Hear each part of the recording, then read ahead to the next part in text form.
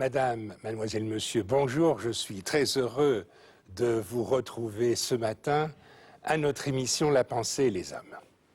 Alors aujourd'hui, une fois n'est pas coutume, nous allons parler de Dieu. Dieu, qui est-il? En quoi peut-il intervenir? Qu'est-ce qu'on lui fait dire à Dieu? Ben voilà quelques-unes des questions, quelques-uns des thèmes que nous allons aborder au cours de notre émission d'aujourd'hui après notre générique.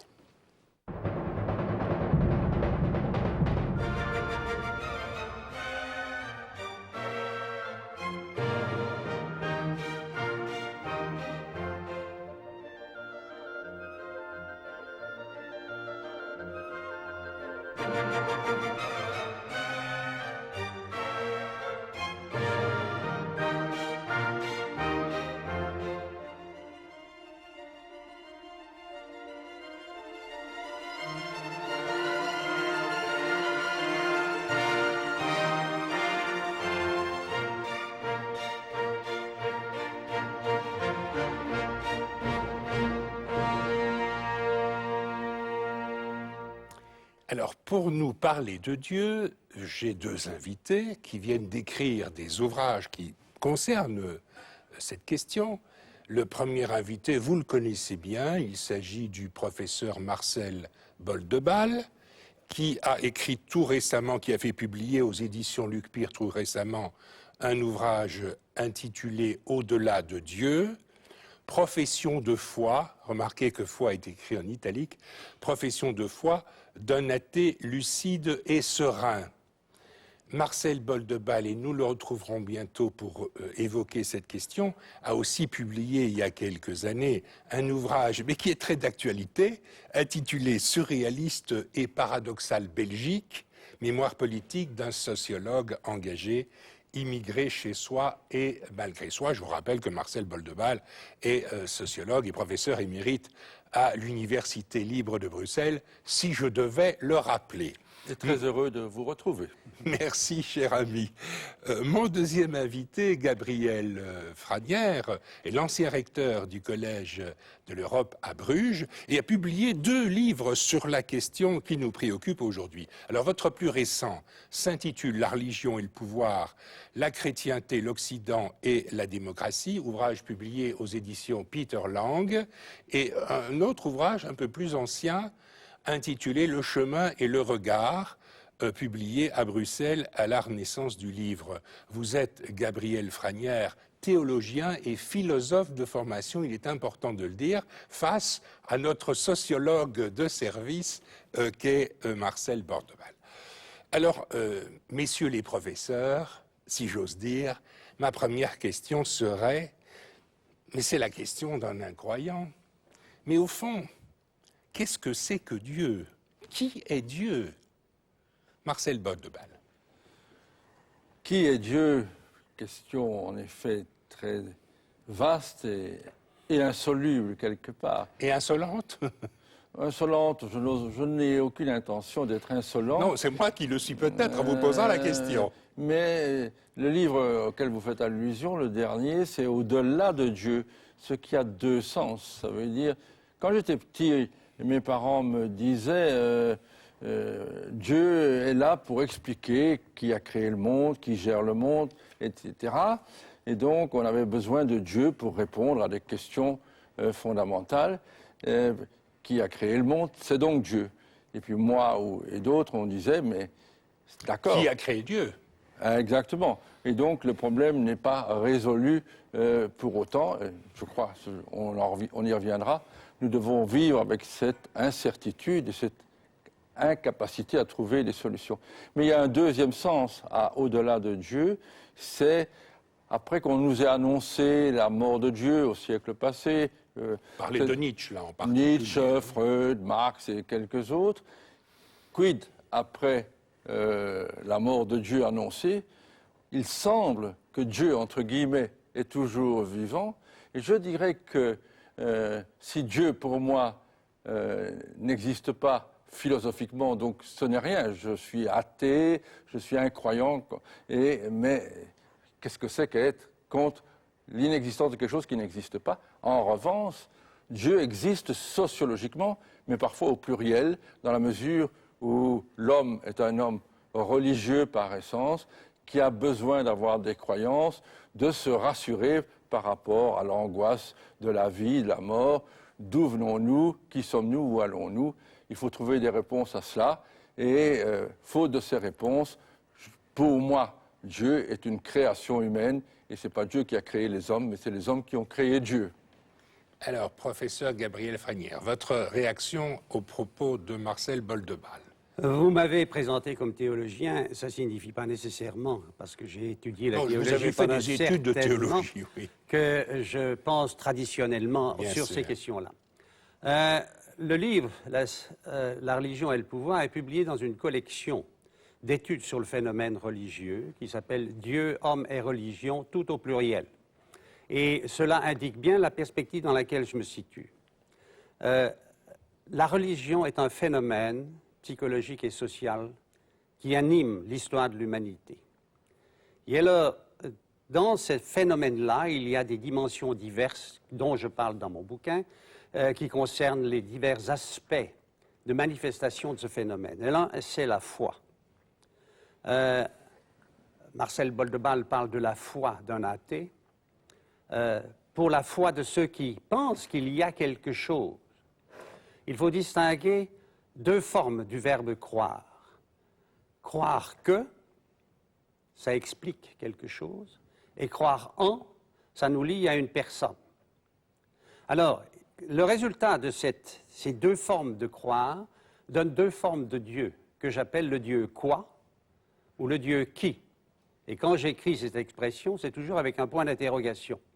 De ce fait, je me situe bien face à une question et non pas à une réponse. Quand vous dites « je crois que Dieu a fait le monde », vous parlez du Dieu d'Aristote, qui est le premier moteur qui anime toutes les activités qui existent. Mais si vous dites « je crois en Jésus-Christ », vous mettez cette notion divine dans une personne. Alors, je ne vous dirai pas « c'est quoi Dieu » ou « c'est qui ». C'est à la fois un quoi et un qui en fonction de la question que vous posez. Alors, je partage tout à fait l'idée de Marcel Boldebal. Dieu a créé les hommes selon la Bible, mais les hommes ont créé Dieu selon les besoins humains. Et c'est dans cette perspective-là que j'ai essayé d'expliquer comment, dans l'histoire de l'humanité, ce besoin de croire qu'il y a une solution finale, que nous ne sommes pas là dans le vide. Ou une explication première. Ou une explication première, mais qu'il y a une solution, que solution finale. la structure des pouvoirs s'est organisée pour profiter de ce besoin humain pour organiser la société. Oui, mais on comprend bien que Dieu soit une réponse aux questions métaphysiques que les hommes se posent. Mais alors, si on propose Dieu, immédiatement vient une seconde question qui vient nier Dieu.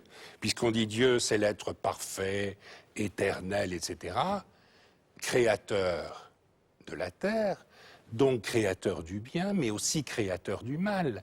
Comment Dieu, être parfait, peut-il être créateur du mal? Il y a là une impossibilité, une incompatibilité. Il y a là quelque chose qui choque immédiatement. Je sais bien que les croyants trouvent toutes sortes d'explications plus ou moins secondaires, subsidiaires. Mais pour moi, là, c'est vraiment la question fondamentale. Si Dieu est un être tout-puissant, parfait, comment peut-il être à la fois responsable du bien et responsable du mal? Il y a une explication que je trouve intéressante. Oui. Si vous lisez la Bible et le mythe de la Genèse, de la création du monde, et le mythe du péché originel, il y a deux versions dans la Bible, n'est-ce pas? Oui. Or, dans une des versions, Dieu se fâche parce que Adam et Ève ont mangé du fruit de l'arbre défendu.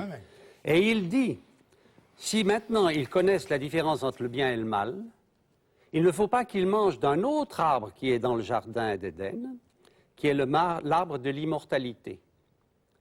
Et il dit, je ne veux pas qu'ils mangent de l'autre arbre, sinon ils seront comme moi. C'est donc un Dieu jaloux qui veut garder sa propriété. Alors, l'invention du bien et du mal,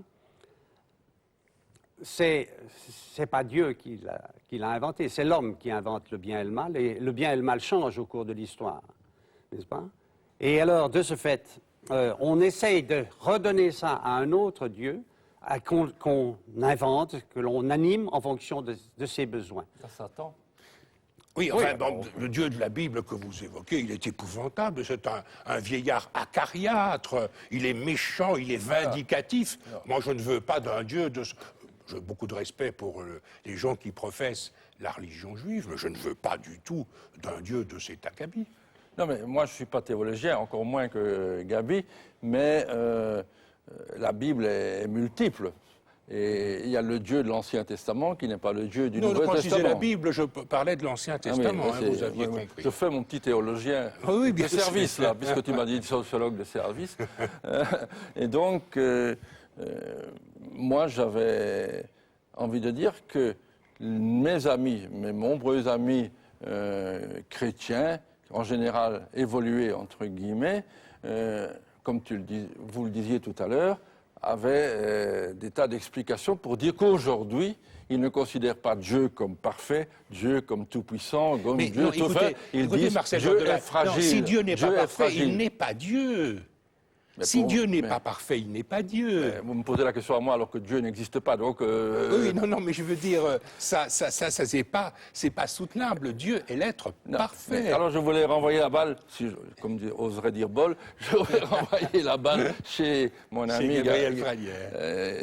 Gabriel Franière, parce que finalement mes amis catholiques me disent, mais Dieu est en nous. Puisqu'il n'est pas dans un nuage, un grand vieillard barbu sur son Ça, arc. c'est très nouveau. Ça, c'est une conception de 2001-2002, ça. Dieu est en nous. Enfin, c'est dans l'air du temps. C'est dans l'air du temps, oui. La chrétienté évoluée. Parce que la chrétienté n'a pas évolué, dit Dieu, il est là-haut, et dit pas Dieu est en nous. Mais je voudrais un peu pousser mon ami Franière, parce que lui me répond, parce qu'on a beaucoup de points communs, mais il y a une différence entre nous, c'est qu'il emploie encore le mot Dieu et encore le mot divin pour dire qu'il y a quelque chose en nous de divin.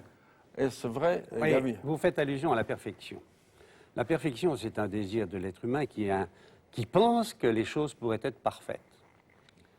Mais non, il sait qu'elles ne sont pas parfaites. Elles ne sont pas parfaites. Il se dit, c'est Dieu qui est parfait. Mais alors, dans la mesure où vous pensez quelque chose qui n'est pas possible, n'est-ce pas? C'est une sorte d'idéal qui vous dépasse. Est-ce que Dieu, c'est pas l'idéal concrétisé alors, vous l'inventez. Oui, dans un concept. N'est-ce pas? Dans mon livre, Le chemin et le regard, partant d'une éducation très traditionnelle chrétienne que j'ai reçue, je me mets à réfléchir et me dis, mais cette recherche de Dieu, finalement, c'est quoi? C'est recherche de l'unicité et de la perfection qui n'est pas donnée. Et alors, on se dit, mais cette recherche, c'est peut-être ça que j'appelle, moi, le divin. Et ce divin, c'est l'être humain, qui essaye de chercher quelque chose, mais qui n'a pas de réponse. Non, là, franchement, je ne vous suis pas très bien. Vous dites, le divin, c'est l'être humain. Mais l'être humain, il est par nature imparfait. Mais pourquoi inventez-vous l'idée que Dieu est parfait? C'est de la philosophie grecque, ça. Ah, j'ai été donc fort influencé par la pensée grecque. Oui, mais je pense. Ça, on oublie toujours que la tradition juive qui a été transmise à notre civilisation occidentale par la chrétienté, par le christianisme, c'est absolument inculturé, c'est une nouvelle conception qu'on utilise pour les religions, dans la philosophie grecque. Ah non, là, je suis tout à fait là. Là, je vous suis et parfaitement. de ce fait, le premier moteur d'Aristote est le Dieu parfait qu'on enseigne dans la théologie traditionnelle thomiste, c'est le même argument. Mais ce n'est pas nécessairement donné par les êtres humains qui vivent. N'est-ce pas? Le Dieu du Bouddha, n'est-ce pas? C'est le cosmos, c'est un être global. Est-ce qu'il est parfait? Il n'en dit pas, puisque la vie est toujours douloureuse pour Bouddha. Oui, mais nous ne parlons pas du bouddhisme, là, non, aujourd'hui, nous parlons du mais christianisme. il y a dans le bouddhisme... Ou du judaïsme. Non, on parle de l'athéisme. Oui, vous parlez de l'athéisme, Marcel Boldebal. Quand on évoque Dieu à travers vos ouvrages, c'est le Dieu judéo-chrétien. C'est pas le Dieu bouddhique, qui est une sorte de Dieu un peu fade. Il n'y a que dans la tradition d'Abraham, n'est-ce pas, chez les Juifs, les chrétiens et les musulmans, qu'il y a un Dieu unique. Bien sûr. N'est-ce pas? Le monothéisme, c'est quand même une tradition. Oui, et qu'il y a un Dieu tout-puissant. et un Dieu qui règle les affaires de l'univers. Parce que comme on ne maîtrise pas la toute-puissance sur cette terre, on la donne à Dieu. Vous comprenez? On l'invite tout-puissant, et puis il est vengeur, il est bon, tout à fait, il est c'est tout un amour, vindicatif. il est C'est tout. un vieillard aigri. Oui, oui, mais il est aussi tout amour, n'est-ce pas? C'est le Père. On dit C'est tout. Jésus, tout amour. C'est pas Dieu. Oui, pas c'est le Christ. Dieu. C'est Dieu. N'est-ce Mais pas? les fils sont parfois meilleurs que les pères. Hein. Oh, il ne faut pas le dire à François Philippe. Mais Mais je reviens sur votre conception, Gabriel Fragnard. Vous dites le divin est en nous. Expliquez un petit peu ce que vous voulez, et Marcel Boldeval va certainement réagir à votre... Nous en parlions tout à l'heure en attendant d'enregistrer cette émission. Je dis, ce qu'il y a dans l'idée de Dieu, qui vient de la philosophie grecque, hein, plus que dans la tradition juive et chrétienne, cité de Dieu, il y a l'unicité. Le Dieu un. Or, c'est l'expérience que fait l'être humain quand il prend conscience de lui-même. N'est-ce pas, dans le chemin le regard, je cite un exemple qui est arrivé dans ma famille, la fille de mon frère qui est morte à 15 ans, elle dit à son papa, pourquoi moi? Or, se poser la question du pourquoi face à la mort, ça n'a pas de sens, puis ça arrive à tout le monde. Nous allons Oui, tous pas mourir. à tout le monde, mais pas nécessairement au même moment. Pas nécessairement Avouons au même quand même moment. que nous Mais concevons seulement, comme je très dis, injuste la mort d'un enfant, le par pourquoi, si vous le posez par rapport à la vie, et vous dites pourquoi j'existe, moi, en tant qu'être unique, conscient de moi, et c'est là où ça vous fait trembler.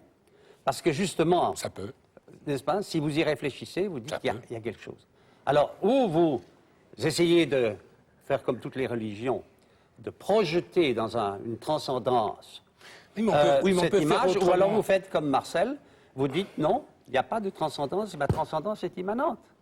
Ces deux attitudes de foi, qu'elles soient athées ou croyantes, si vous voulez, par rapport à une solution que l'on cherche. Mais je veux Et bien- alors, j'approuve autant la recherche de Marcel que je suis une autre recherche. Vous comprenez? On ne se contredit pas, on fait la même recherche. D'accord, mais en se disant je suis là, je n'ai pas d'explication au-delà de moi. Mais je suis là pour faire un certain nombre de choses. Et pour les faire bien, et ici, je voudrais insister sur le fait que la morale n'est pas l'apanage des religions. Oh non, On peut je- être moral en étant incroyant, en se disant nous sommes là sur Terre à passer un certain nombre d'années ou de décennies et à faire le mieux possible ce que nous avons à faire et à être le plus ouvert, le plus tolérant, le plus aimable, le plus gentil, le plus amant à l'égard de nos proches, de nos amis, etc., ou des autres citoyens de l'univers. On peut concevoir d'un point de vue métaphysique, une vie en dehors de Dieu, en se disant, nous avons une mission.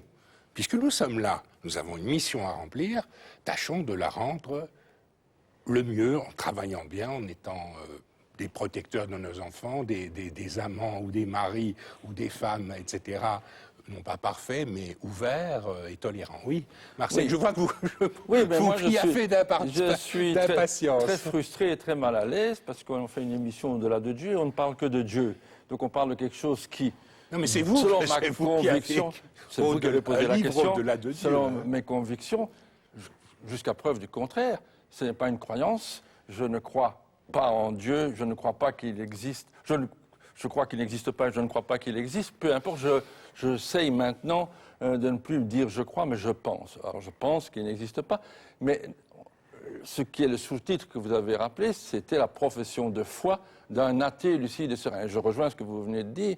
Il y a moyen de vivre sans Dieu. Consponville a fait un livre là-dessus. Oui, non, récemment. je veux dire pas seulement de vivre, mais d'être moral, de s'appliquer Alors, si à vous avez- être un homme. Comme vous avez bien lu mon livre, vous savez qu'il y a un chapitre où je parle de l'éthique et je dis qu'on bien sûr. peut être athée et très moral. Et le sous-titre de mon livre, non, je c'est pense qu'on doit athée, s'appliquer. lucide et serein. Et ça veut dire qu'on peut être lucide face aux contradictions de la vie, face au fait que c'est nous qui avons créé Dieu au singulier ou au pluriel, et qu'on peut être serein face à la mort. Si vous me le permettez, Pas trop. le croyant, il est Faudrait bien redevable vis-à-vis de Dieu. Et l'incroyant, il est redevable vis-à-vis de sa propre conscience. C'est mon chapitre sur l'éthique. Mais oui, je sais, mais je sais. c'est Mais je voulais vous le faire dire. Donc, Je voulais d'abord vous exprimer Oui. qu'on pouvait très bien vivre sans Dieu de façon lucide et sereine. que cela étant, on pouvait très bien être moral et spiritualiste. J'essaie de montrer dans ce livre à la fois mes ambivalences. Je fais une grande différence entre les ambivalences et l'ambiguïté. J'essaie de ne pas être ambigu, mais mes ambivalences, je suis, et certains, encore récemment dans certaines publications du Centre L'Espace de Liberté notamment, disent, il se dit agnostique et athée.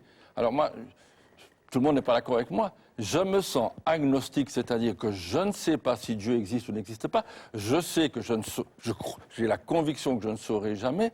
Ceci étant, comme dirait Paul Damblon, je suis un agnostique à tendance athée. C'est-à-dire que j'ai la conviction qu'il n'existe pas. À hypothèse athée, dit Paul Damblon. Ou à hypothèse, à hypothèse athée. C'est exactement comme ça. Donc, je suis à la fois agnostique et athée. Mais je suis à la fois matérialiste et spiritualiste.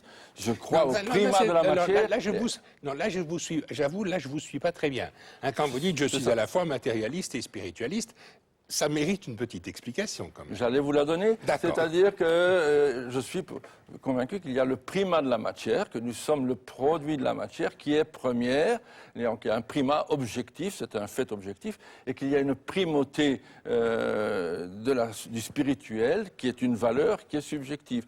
Et c'est comme ça, et que c'est notre condition d'humain. C'est comme ça que moi je le conçois. Donc je suis à la fois matérialiste et spiritualiste. Et comme vous le savez, ce livre est né du fait que j'avais été profondément frustré par le traité de la théologie hyper médiatisé de Michel Onfray et par les conférences qu'il avait fait à l'ULB, où il déconstruit l'ensemble des religions, des monothéismes, ce qu'on nous apprend depuis toujours dans les milieux laïcs, mais il ne construit rien. Et alors j'ai essayé, je ne sais pas si j'ai réussi, c'est les lecteurs qui le diront, à définir quelques pistes pour un athéisme constructif qui apporte quelque chose, dans le sens que vous dites, à la fois au point de vue moral, au point de vue philosophique. Je veux dire que nous n'avons pas besoin de Dieu pour avoir des valeurs positives, pour croire à l'amour, pour croire aux valeurs du travail, pour croire à la valeur de la générosité et de la tolérance. Je veux dire, on n'a pas besoin de Dieu pour cela. Je sais. Vous prêchez un convaincu, mais que ce que Michel Onfray dit, il faut avoir des valeurs post-chrétiennes. La seule chose que je réponds, je suis plus proche de Comte-Sponville à cet égard, c'est que la plupart de nos valeurs, celles que vous avez évoquées, que je ne vais pas répéter, sont des valeurs qui sont aussi chrétiennes. Parfois, elles reviennent, d'ailleurs, on peut pas empêcher les autres. Elles viennent des Grecs, elles viennent du bouddhisme, donc elles ne sont pas que chrétiennes. C'est ce que le XVIIIe siècle appelait la religion naturelle. Alors que les religions non naturelles, surnaturelles, qui font allusion à des dieux, etc., reprennent certaines de valeurs qui sont des valeurs humanistes éternelles, mais ça, nous ne pouvons que nous en féliciter.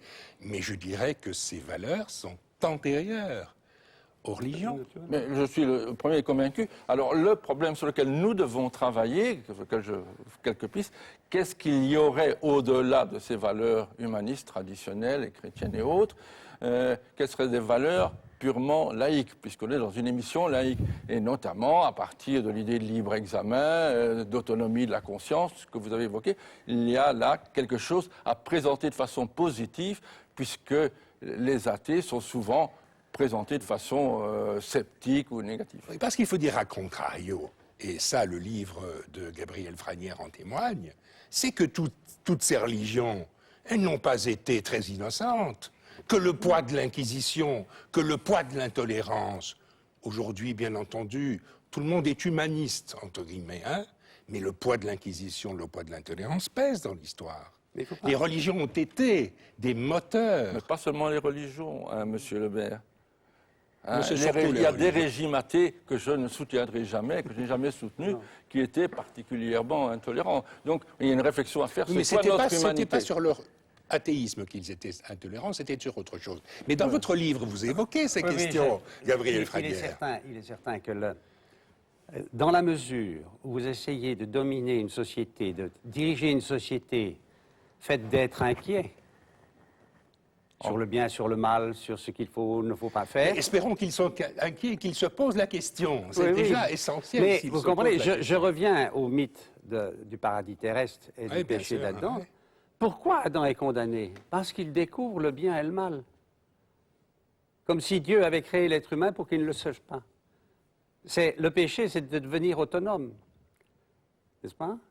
Et c'est là où il y a, si vous voulez, dans cette attitude quelque chose qui est totalement faux, et dans une certaine mesure où les vrais humanistes prophètes comme Bouddha ou Jésus-Christ, je ne dirais pas le Christ parce que ça c'est un autre aspect de la religion mais Jésus, Bouddha et d'autres vrais prophètes, et je pense à Krishnamurti au XXe siècle, n'est-ce pas?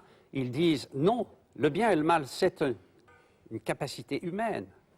C'est une capacité humaine. Et en ce sens, si vous voulez, je prends la Bible et je dis Dieu condamne Adam et Ève parce qu'il dit puisqu'ils connaissent le bien et le mal, ils sont comme moi. De ce fait, jouer le bien et le mal, prendre des responsabilités vis-à-vis de l'amour, de la générosité, de la compassion, comme diraient les bouddhistes, c'est être divin. C'est ça que je veux dire. Un dernier mot, Marcel Boldeval. Oh ben, il sera paradoxal. Et pas très long. Tout à coup, je me demandais s'il n'y avait que le bien sur Terre, est-ce que ce serait encore la peine de vivre ici? Oui, vous me paraissez, Marcel Boldeval, extrêmement pessimiste. Ah, pas du tout. Je suis un optimiste de nature. Je voulais dire que c'est le mal qui donne du sens au bien. Oui. Bien évidemment. C'est dans ce sens-là que je dis. Bien évidemment. Écoutez, nous avons sincèrement, honnêtement essayé de réfléchir aujourd'hui sur la question de Dieu. Nous espérons avoir pu apporter peut-être un embryon de réponse à ceux qui nous ont suivis. Je vous remercie, professeur Gabriel Franière, je vous remercie, professeur Marcel Boldeval, d'avoir été mes complices à notre émission d'aujourd'hui. Madame, mademoiselle, monsieur, merci beaucoup, à bientôt.